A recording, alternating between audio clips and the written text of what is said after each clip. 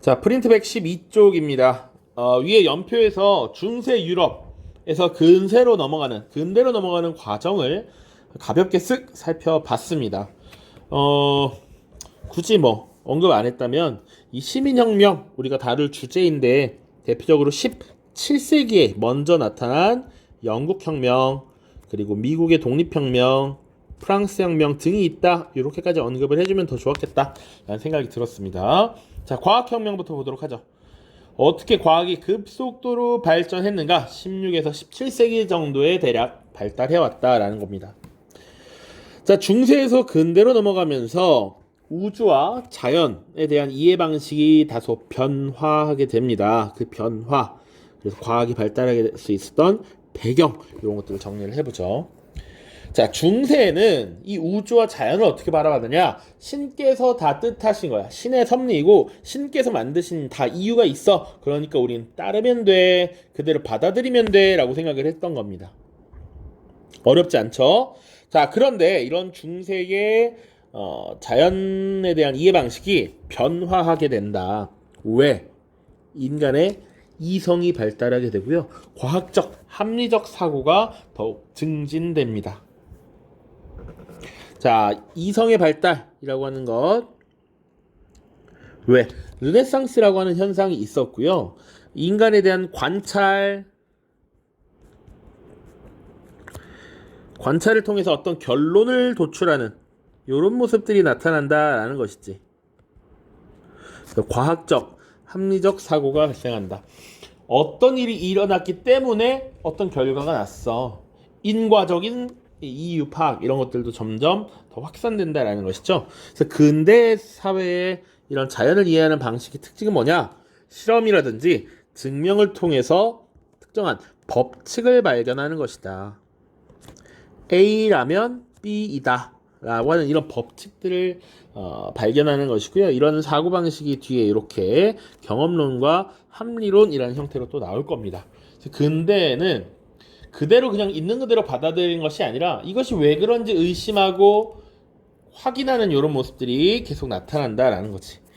자, 그래서 보통 이제 과학의 발전이라는 부분 다룰 텐데 대표적인 과학자들과 그 업적을 비교해서 봐야 됩니다. 출제가 많이 되는 편은 아니지만 출제가 되면 지역적인 개인에 대한 개별적 사실들이 선지 나오기 때문에 좀 명확하게 봐야 한다. 자, 4명의 과학자가 나와 있습니다. 첫 번째 코페르니쿠스부터 케플러까지 나와 있네요. 우선 시기 구분부터 하자면 이 코페르니쿠스는 16세기고요. 나머지 케플러와 뉴턴은 17세기에 주로 활동했다라고 보시면 되겠습니다. 자, 코페르니쿠스부터 보죠. 코페르니쿠스 유일하게 16세기입니다. 자, 이 인물은 천체에 관하여 라는 책을 썼다. 요 정도 기억하시면 됩니다. 이 내용이 뭐냐? 천체가 회전을 하는데 그 회전의 주체는 지구가 직접 돈다라는 것이지. 바로 지동설을 주장합니다. 기존의 학설은 뭐였냐면 프톨레마이오스라고 하는 인물이 주장한 천동설이었죠. 천동설. 하늘이 움직인다라는 거야. 지구는 가만히 있고 하늘이 움직여. 그러니까 태양도 우리 주변을 돌고 달도 우리 주변을 도는 거야. 우리가 중심이야. 그 얘기였는데 이것을 반박하는 것이죠. 이제 땅이 움직인다. 하늘은 가만히 있고 땅이 움직이는 것이다. 지구가 움직이는 것이다 라는 거야. 자, 그 뒤에 이 코페르니쿠스의 주장을 뒷받침하는 여러 증명들이 나타납니다. 첫 번째 케플러는요.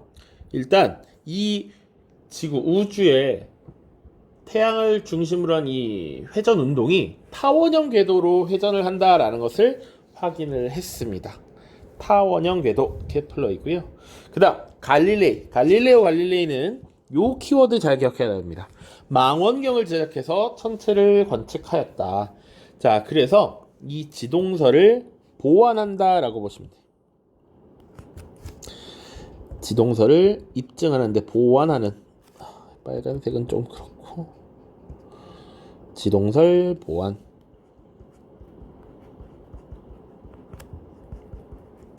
그리고 파이널, 이것을 입증한 것이 뉴턴이다 라고 보시면 되겠습니다. 아이작 뉴턴. 자, 만유인력의 법칙이라고 하는 것을 발견했다. 이 정도로 넘어갑니다. 만유인력의 법칙, 선생님은 문과라서 설명할 능력이 없습니다. 자, 만유인력의 법칙. 자, 그리고 이 뉴턴의 가장 중요한 인식은 뭐였냐면 모든 자연현상을 인과 법칙으로 설명할 수 있다라고 생각했던 겁니다. 인과란 원인과 결과죠. 원인이 있었기 때문에 결과가 있다라는 거야. 어떤 작용이 있었기 때문에 그에 대한 결과가 도출되는 것이죠. 자, 그래서 이 자연현상 자체를 인과 법칙으로 설명하려고 했고요. 이런 것들을 기계론적 우주관이라고 합니다. 이 우주, 그리고 우리가 살고 있는 이 지구, 우리가 보고 있는 이 자연현상이 다 어떤 일정한 법칙에 의해서 운용된다라는 것이지. 그렇기 때문에 우리가 이 자연현상을 분석하고 이해하면 우리가 이것을 조작 가능하다라고 믿은 거야. 그런 것이 뒤에 계몽사상으로 연계가 됩니다. 자, 그리고 뉴턴의 저서 프린키피아 기억을 해두십시오. 프린키피아. 시기 문제 관련해서 이 프린키피아가 저술됐다 이런 것들이 나온 적이 있어서 1687년 언급을 해놨습니다. 프린키피아. 자, 그 다음 여기 과학의 발전이 아니라 오타죠. 의학의 발전입니다. 의학의 발전. 자, 여기 역시 16세기에 활약했던 베살리우스가 있고요. 17세기 하비가 있습니다. 자, 이 베살리우스는 인체 해부학의 기초를 마련했다. 이 정도 아시면 되고요. 하비가 조금 더 선제 많이 언급됩니다. 혈액순환의 원리를 발견했다. 과거에는 혈액이 어떻게 생성되고 소멸되는가 이런 걸 연구를 했습니다. 이 몸에 피라는 건 있어. 분명히 죽으면 피가 터지는데 이 피는 어떻게 만들어지며 분명히 피가 전달이 되면 어떻게 이것이 재생산되는지 소멸되는지 순환되는지 몰랐다 이거지. 그런데 실험을 통해서 이 혈액순환 원리를 파악했다라는 것 정도 보시면 되겠습니다. 자, 그리고 이 하비는 영국의 영국 혁명 때 다룰 찰스 1세라고 하는 국왕이 있습니다. 찰스 1세의 주치의이기도 했다. 뭐 요 정도 혹시나 언급이 될 수도 있으니까. 자, 밑에 그래서 이 뉴턴의 기계론적 우주관을 잘 나타내고 있는 프린키피아입니다. 선생님이 자료를 넣을 때 이제 그냥 간단하게 읽으라고 읽기 자료를 조금 넣겠습니다. 칸이 애매하게 남는 경우에 더 그럴 거예요. 나는 기술이 아니라 철학을, 인공적인 힘이 아니라 자연의 힘을 설명하고자 한다. 다시 말하면 운동현상으로부터 자연의 여러 힘을 연구하고 이렇게 알게 된 힘들로부터 다른 자연현상을 설명하는 것이다. 알게 된 힘들로 여러 힘을 연구하고 알게 된 힘들로부터 다른 자연현상을 설명한다. 이것이 하나가 원인이 되면 이것이 결과라는 얘기지. 이것이 원인, 이것이 결과, 뒤가 결과가 되겠죠. 자, 그리고 뒤에 문제는 더 중요합니다. 나는 우리가 다른 자연현상들도 이렇게 역학적인 사고방식으로 설명할 수 있다라고 본다. 이 우주와 자연현상 자체를 하나의 거대한 기계로 바라보고 있고요. 그러면 우리가 이런 자연현상에 대해서 연구하고 이해를 하면 어느 정도 이것을 조작도 가능하다라는 것이죠. 그러니까 인간의 과학적 발견이 늘어나고 인간의 이성에 대한 이 신뢰가 늘어납니다. 그런 것들이 나중에 계몽사상이라고 하는 것으로 확대가 되기도 하고요. 그리고 자연을 무차별적으로 이제 개발하는 이런 모습들도 나타나죠. 자연에 대한 정복적인 모습. 우리 통합사회 때 자연 중심주의, 인간 중심주의 이런 거 봤죠? 그래서 인간 중심적 사고가 점점 확산되기 시작합니다. 자, 그다음 이제 근대 철학 볼 텐데요. 자, 경험론과 합리론 나와 있습니다. 자, 과학적 사고방식이라고 하는 건 일종의 하나의 법칙적 증명 이런 것들을 강조하는 것이었다. 첫 번째 영국 중심의 경험론, 그리고 프랑스 중심 혹은 원래 대륙의 합리론 이렇게 많이 부릅니다. 영국은 섬이니까 대비적으로 살펴볼 수 있죠. 자, 경험론은 영국에서 주로 발달된 근대 철학 방식이고요. 자, 경험론은 경험, 말 그대로 경험을 중요시한다라는 거야. 우리가 직접 보고 실험을 해보는 것, 관찰과 실험을 중시했고요. 그리고 귀납법에 근거를 합니다. 어떤 경험들, 사례들을 쭉쭉쭉 이제 어 학습하다 보면 이런 것들에 대해서 일괄적인 어떤 법칙이 등장한다라는 것이죠. 사례를 통해서 사례의 축적을 통해서 일종의 법칙을 지금 도출해내는 것이 바로 귀납법입니다. 대표적인 것이 인물이 베이컨과 로크가 있습니다. 자, 로크는 사회계약설로도 또 다를 거고요. 자, 베이컨 정도 경험론 하면 베이컨. 자, 그리고 뒤에 문제에 저서가 나올 텐데 신기관이라고 하는 것 혹은 노붐 오르가눔이라고 합니다. 이름이 꽤나 어렵습니다. 베이컨과 로크 경험론 둘 다 영국 사람이겠죠. 자, 합리론은요 이성과 추론을 중시합니다. 우리가 보통 법칙이라고 하는 것을 중요시 여기기 때문에 대략적으로 우리가 인간의 이성적으로 합리적인 사고를 통해서 어떤 가설을 설정하고 대전제가 되겠죠. 이 가설을 검증하는 형태로서 법칙을 도출해내는 이런 것이 바로 연역법입니다. 이런 연역법에 근거한 합리론 이런 것들을 전개시켰던 것 주로 프랑스였고요. 대표적인 인물 데카르트 있습니다. 데카르트. 자, 데카르트의 대표적인 저서 방법 서설이라고 하는 게 있죠. 자, 요 정도만 보면 됩니다. 깊이 여기는 철학 윤리 시간이 아니니까 요 정도 보고 넘어가죠. 자, 그 다음 중요하게 여겨지는 게 사회계약설입니다. 그러니까 지금 자연현상과 우주를 일종의 법칙으로서 하나의 거대한 기계로서 바라봤다라고 했죠. 그러면 사회도 마찬가지로 그렇게 파악할 수 있다라고 생각을 한 겁니다. 그래서 배경 보시면 과학혁명으로 촉진된 과학적 사고방식, 경험론, 합리론 이런 것들이 있었죠. 그래서 이런 사고방식을 통해서 국가와 사회의 권력 등의 형성을 이해하고자 시도했던 것이다. 이것이 정치 철학이나 이론 등의 성립에 영향을 미쳤다라고 하는 것이죠. 자, 그래서 국가란 어떻게 만들어진 것인가? 국가의 성립, 사회의 성립, 그리고 누군가 왕권, 이런 권력의 형성, 이런 것들도 일종의 법칙을 따를 것이다 라고 하는 사고가 확산되었다라는 겁니다. 그래서 이 사회의 구성이 어떻게 되었는가를 연구해 보니 일종의 계약을 통해서 만들어진 것이더라 라고 하는 게 사회계약설이고, 구체적인 내용을 보시면 자, 자연법 사상을 토대로 개인들의 합의나 계약을 통해 국가나 사회가 출현한다 라고 보는 이론이 바로 사회계약설입니다. 자연법이라는 건 우리가 흔히 알고 있는 법은 성문화되어 있죠. 글로 딱 정리가 되어 있어. 그런 게 아니라는 거지. 우리가 말하지 않아도 아는 자연적인 법이다 이거야. 누구나 지키는 그런 법률들. 딱히 성문화되어 있지 않은 흔히 그런 거야.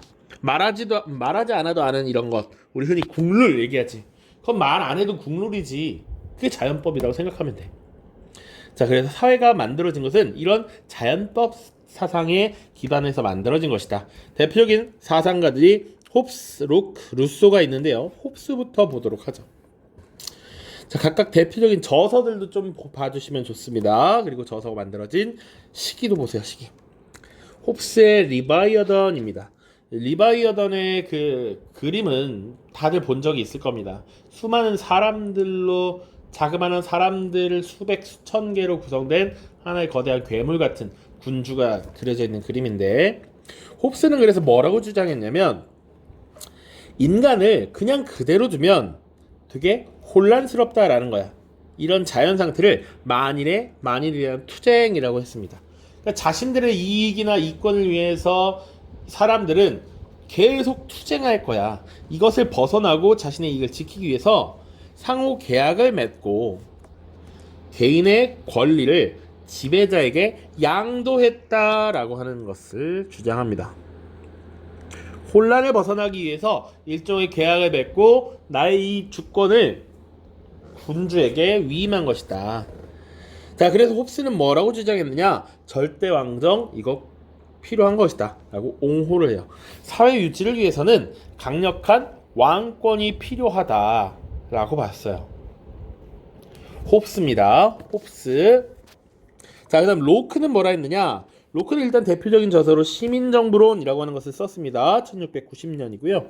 로크는 인간의 기본적인 자연권, 생명, 자유, 재산 이런 것들을 보호하기 위해서 정부의 권리를 위탁했다라고 봤고, 정부가 이런 자연권의 보호, 그 의무를 다하지 못할 경우 저항하거나 정부를 교체할 수 있다라고 주장을 했습니다. 이런 것을 저항권이라고 부릅니다. 저항권. 자, 이런 로크의 사상은 그래서 어떤 영향을 미쳤는가?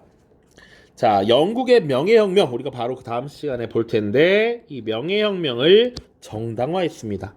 명예혁명이 당시에 왕이, 국가가 자의적인 전제 정치를 펼치면서 시민들의 입장, 의견을 받아들이지 않았기 때문에 일어난 모습이야. 의회가 왕을 폐위시켰던 이런 사건이거든요. 야, 이런 것들을 정당화했어. 왜? 저 국왕 제임스 2세가 지금 국민의 권리를 제대로 보장하지 못하고 있기 때문에 우리가 정부를 교체한 거야 라고 정당화하는 거다. 시점이 명예혁명이 일어나고 나서 이것을 주장했기 때문에 그래요. 자, 그리고 또 미국 혁명과 프랑스 혁명에 영향을 미칩니다. 미국 혁명 1776년이라고 보시면 되고요. 프랑스 혁명 1789년인데, 자, 이 미국 혁명의 핵심적인 문서라고 할 수 있는 독립선언서에 이런 내용들이 들어가 있죠. 우리가 지금 영국 정부가 이 식민지를 대표할 수 없고 식민지인들의 이런 자연권을 보장해주지 못하기 때문에 따로 정부를 수립하는 것이다. 이런 표현들이 나와요. 아, 미국 혁명에 영향을 미쳤구나. 자, 그리고 프랑스 혁명에도 마찬가지입니다. 기본적인 생명, 자유 이런 것들을 보장하지 못하고 있다. 그리고 이 재산권의 보호를 위한 것, 이런 것을 프랑스의 인간과 시민을 위한 권리선언,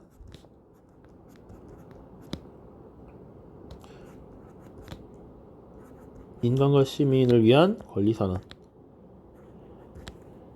자, 보통 줄여서 인권선언이라고 합니다. 자, 아무튼 요 문서들에 보면 로크의 이런 사상들이 잘 녹아나 있다라는 것을 알 수 있어요. 자, 실제로 이 미국 혁명 자체도 또 프랑스 혁명에 영향을 주기도 하니까 당연하다라고 볼 수 있죠. 자, 그 다음 루소입니다. 루소. 시기가 조금 달라요. 홉스와 로크는 17세기에 주로 활약을 했고요. 루소는 18세기에 활약을 했습니다. 자, 루소는 또 프랑스의 사상가예요. 프랑스. 자, 둘은 17세기 영국, 루소는 18세기 프랑스입니다. 프랑스. 자, 저서의 이름 자체가 사회계약론입니다. 1762년이었고요. 루소는 뭘 주장했느냐? 일반 의지의 형성이라고 하는 것을 강조합니다. 자, 이 일반 의지란 무엇이냐? 우리 교과서에 날개에도 자세히 쓰여져 있는데, 공공의 선과 이익을 전제로 국가가 갖는 보편적 의지야. 국가가 의지를 가진다. 이거 사실은 뭐 설명이 어려운 것인데, 국가라고 하는 것 자체가 공공의 선과 이익을 위해 존재한다라는 것이죠. 그것을 일반 의지라고 표현을 하고 있습니다. 자, 그리고 인민주권, 국가의 주권은 누구에게 있다? 인민에게 있다라고 하는 인민주권의 원리를 제시하죠. 그래서 프랑스 혁명과 민주주의 이념에 영향을 미쳤다. 요 정도 받으시면 되겠습니다. 물론 실제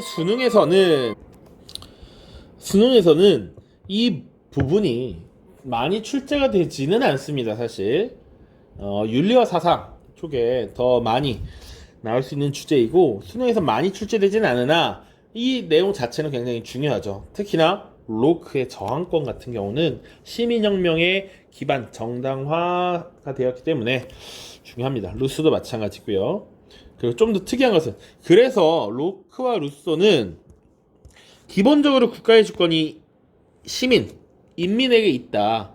그것을 일종의 양도로 한 것이고 그걸 제대로 지키지 못하면 안 된다라는 것인데, 홉스는 조금 특이하게 그래, 인간이 주권자이지만 그런 주권자가 지배자에게 그 권한을 양도했기 때문에 그 양도받는 권력을 무한히 사용할 수 있어야 해. 그래서 개인의 권리를 지켜줘야 해라고 하는 입장이 다릅니다.